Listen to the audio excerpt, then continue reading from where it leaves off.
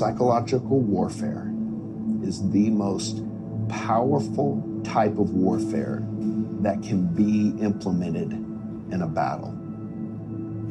Basically, a psychological operation is an operation intended to influence a target audience. In the past, during other generations of war, we're in the 5th generation of war now, but in other generations of war, PSYOP has always existed.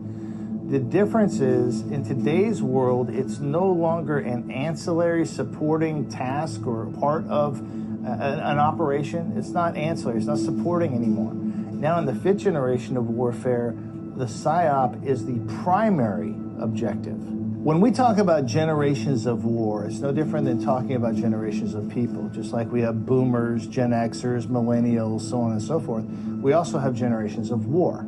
In the 1st generation war, we have pre-gunpowder. That's where you're seeing stuff like Leonidas, and you're seeing folks out there with swords, and they're whacking each other, on fields. And then you go into post-gunpowder. Now you're seeing guys in the same fields, except now they're shooting each other and bayoneting each other.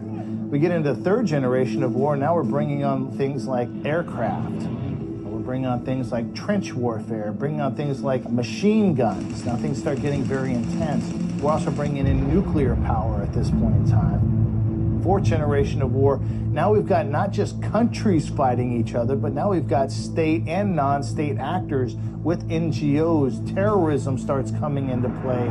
It's this organization working for this country, infiltrating another country, and making the populace change. Now in 5th generation of war, everybody's separated.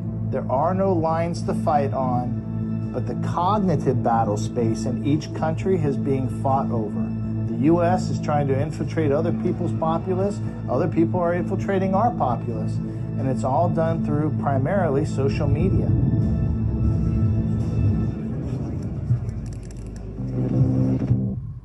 What people don't understand is we're in the middle of war, and the war is for your conscious mind. We've all been influenced by these types of operations or information warfare. In warfare, you have to say, who's the audience? There's a different set of narratives that have to be created in order to do that. You have to look at how are those people being communicated to. So some of the planning would be immediately take over the radio stations, right? In the days of yore, and take over the TV stations, and you would literally maybe even the telephone networks, if they had telephone networks, right? Ultimately, it's about conducting influence operations to get people to start thinking a certain way so you change their attitude towards a certain situation, which in turn changes their behavior altogether. It could be something as simple as mine awareness. You want to make sure that civilians and little kids aren't walking up on mines getting themselves blown up. So you put together a campaign to show, hey, this is what a mine looks like, and this is why you should stay away from them. This is what you should do if you see them. It can be very simple like that.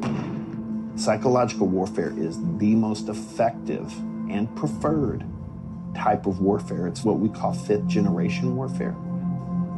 Churchill saw this early on. Once we had weapons of mass destruction and people could literally annihilate entire populations, he recognized that there would have to be something that came about more powerful than that.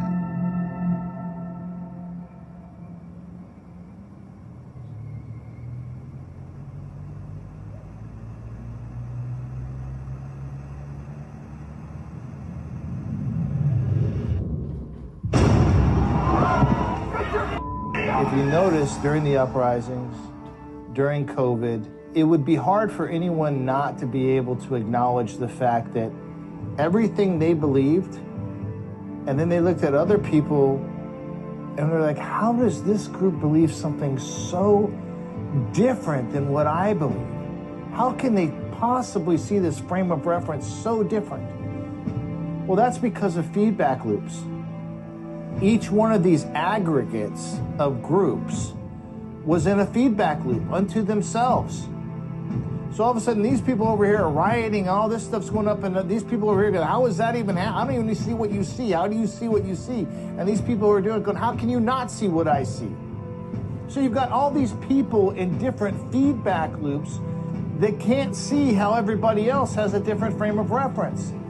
When you have that scenario happening, you're looking at a very, very well done, well-planned psychological operation. It's the most insidious type of warfare because it's designed to change a person's entire perspective. And reversing that is very difficult. You don't go into a PSYOPs operation with an antidote. It's designed to gain an effect, short-term or long-term, that's not to be reversed.